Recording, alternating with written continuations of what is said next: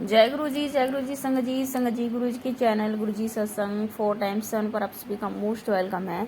संग जी आज हम गुरु जी के जो बड़ा मंदिर है, गुरु जी के बड़े मंदिर का जो शिवलिंग है और बड़ा मंदिर है, उसकी जो अद्भुत चीज़ें हैं, उसके महत्व को आज हम यहाँ जानने वाले हैं सत्संग के माध्यम से। आज से आप सभी गुरु जी के इस अद्भुत चमत्कारी सत्संग को बहुत ही श्रद्धा भक्ति और 1-to-1 कनेक्शन बनाते हुए सुनिएगा। बहुत ही अनोखी, बहुत ही शानदार हम आज बात करने वाले गुरुजी के बड़े मंदिर के बारे में।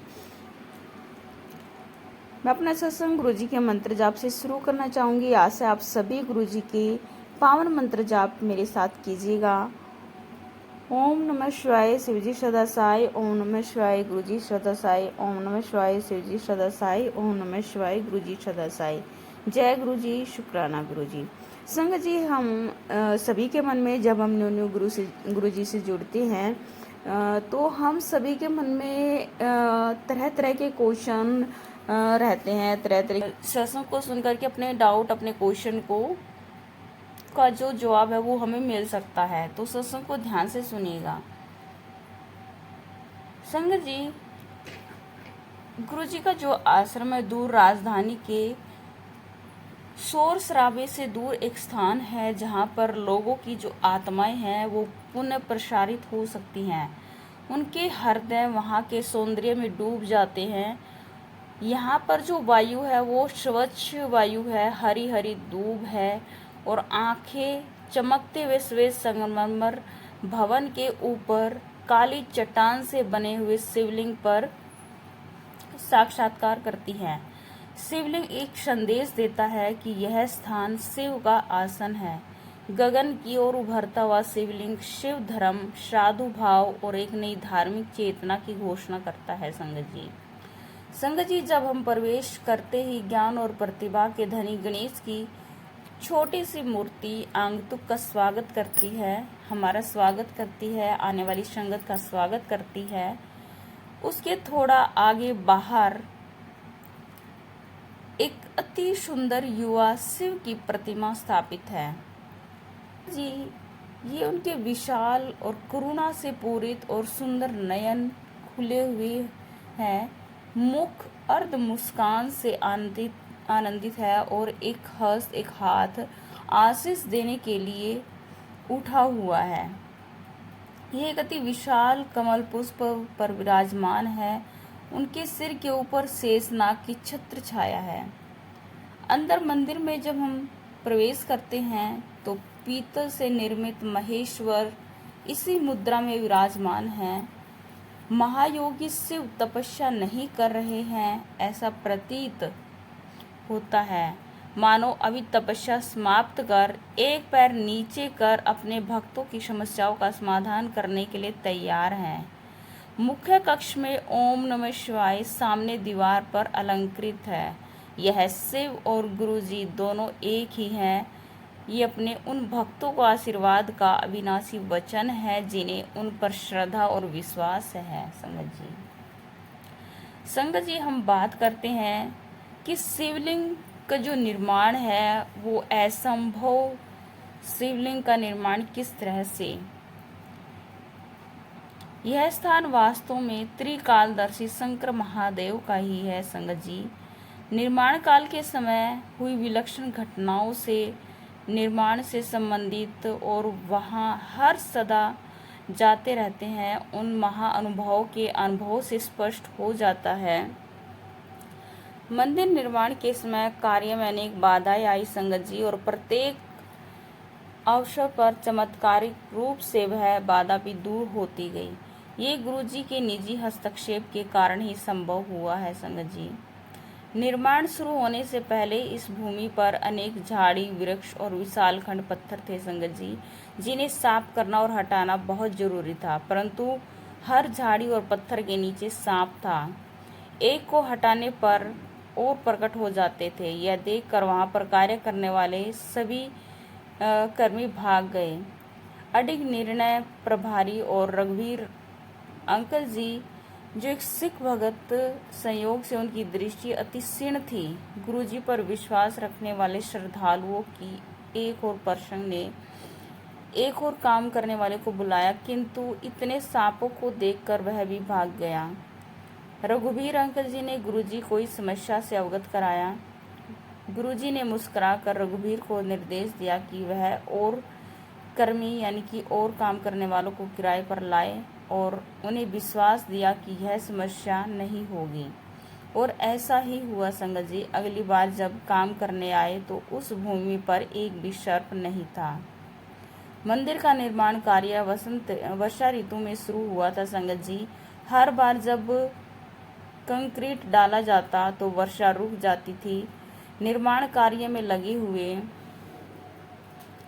लोगों को शीघ्र ही विश्वास हो गया कि यह संयोग नहीं है। गुरुजी स्वयं कहा करते थे कि घटनाएं चयन से होती है, देव योग से नहीं। गुरुजी का आदेश था कि मंदिर का जो गुंबद है वो लिंग की आकृति में होगा और यह तभी संभव था संगत जी जब उसको ठोस आधार दिया जाता, परंतु गुरुजी इसके विरुद्ध थे। वास्तुविद का मानना था कि अव्यावहारिक है। उन्होंने इसका भरपूर विरोध किया कि इस तरह से लिंग नहीं बन सकता गुरुजी। लेकिन गुरुजी के आदेश अनुसार लिंग बनना प्रारंभ हुआ। अब दिल्ली में एक ही राजगीर था जो ये कार्य करने में सक्षम था संगत जी, परंतु उसे ढूंढना बहुत सरल नहीं था। रघुवीर अंकल ने उसको कैसे खोज निकाला यह स्वयं में एक सत्संग संगत जी। निर्माण करते हुए लिंग का निचला जो भाग था वो बिना समस्या के बन गया, किंतु ऊपरी भाग में दरारें आ गई। रघुवीर को इस समस्या से अवगत किया गया। उन्होंने ठेकेदार को पुनः निर्माण करने को कहा, किंतु नतीजा वही रहा, बार बार दरारें आ रही थी। अब समस्या निदान हेतु गुरुजी के समक्ष रखी गई तो उन्होंने उत्तर दिया कि उनको पुनः प्रयत्न करने को कहो, इस बार वह उसको आधार देंगे। तो इस बार संगत जी गुरुजी ने अपनी दिव्य शक्ति, अपनी दिव्य चमत्कार से आधार दिया शिवलिंग को और यह कार्य तीसरी बार पुनः प्रारंभ किया गया। इस बार ऊपरी जो वृत्ताकार भाग था संगत जी बिना किसी कठिनाई के, बिना किसी दरार के और बिना किसी रुकावट के पूरा हो गया। गुरुजी द्वारा दिए गए आधार से दोष समाप्त हो गया, उसे आवश्यक शक्ति प्राप्त हुई, लिंग निर्माण संभव हुआ। यह वास्तव में अजरज की बात है संगत जी कि गुरुजी की अलौकिक शक्ति किस प्रकार से इस संरचना को संभाले हुए है। निर्माण के समय शिवलिंग में हल्के भार और हल्के रंग की टाइलें लगाई हुई है। बाद में इनको काली ग्रेनाइट से अंतरित कर दिया गया। लिंग के मध्य में एक भारी भरकम फानुस भी टांग दिया गया है। इस प्रकार यह न केवल असंभव रचना हुई, उस पर वजन भी डाल दिया गया। यह गुरुजी की कृपा ही है संगत जी, जिसके कारण लिंग अपने स्थान पर इस विश्व के भौतिक नियमों के प्रतिकूल आज भी स्थिर है। आगे हम बात करते हैं संगत जी कि मंदिर और उसके परिवेश के निर्माण के समय पूर्ण रूप से प्रत्यक्ष हो गया था कि इस स्थान पर त्र्यंबक की कृपा है।